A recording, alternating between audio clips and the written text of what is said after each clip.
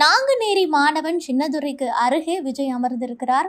நேற்று கூட நாங்குநேரி மாணவன் சின்னதுரை நெல்லையிலிருந்து கிளம்பும்போது ஒரு பேட்டி அளித்திருந்தார். அந்த பேட்டியில் 2026 விஜய் கண்டிப்பாக நல்லது பண்ணுவார், அவர் கண்டிப்பாக சிஎம் ஆவார் அப்படிங்கிற தன்னுடைய கருத்துக்களை தெரிவித்திருந்தார்.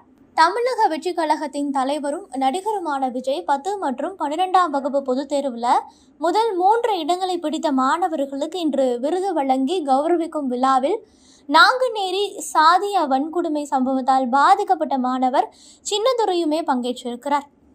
சென்னை திருவான்மியூரில் உள்ள ஸ்ரீ ராமகிருஷ்ணா சென்டரில் உள்ள தமிழக வெற்றி கழகத்தின் தலைவர் விஜய் நடத்தும் மாணவர்களுக்கான விருது வழங்கும் விழா நடைபெற்று வருகிறது. இந்த விழாவில் தமிழகம் முழுவதுமே உள்ள மாவட்டங்களிலிருந்து 234 தொகுதிகளில் இருந்து நடந்து முடிந்த 10 மற்றும் 12ஆம் வகுப்பு தேர்வு முதல் 3 இடங்களை பிடித்த மாணவர்கள் தேர்வு செய்யப்பட்டு 2 கட்டங்களாக அவர்களுக்கு உதவித்தொகை வழங்கப்பட இருக்கிறது.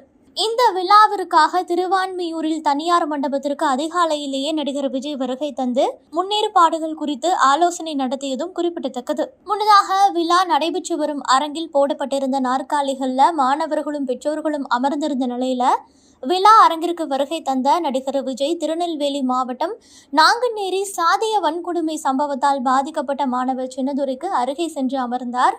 இது மிகவும் கவனம் பெற்று வந்தது.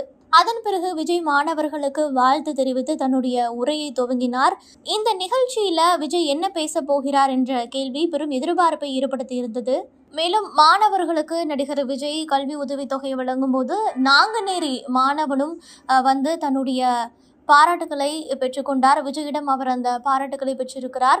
இந்த விழாவில் பங்கேற்றுள்ள நாங்குநேரி மாணவன் சின்னதுரை சக மாணவர்களால் கொடூரமாக தாக்கப்பட்டு மருத்துவமனையில் தீவிர சிகிச்சை பிரிவில் அனுமதிக்கப்பட்டு சிகிச்சை பெற்று வந்தார் என்பதும் குறிப்பிடத்தக்கது. மேலும் போராடி உயிர் பிழைத்த மாணவன் சின்னதுரை 12ஆம் வகுப்பு பொதுத் தேர்வு எழுதி அதில் 600க்கு 469 மதிப்பெண்கள் பெற்று சாதனை படைத்தார் என்பதும் குறிப்பிடத்தக்கது.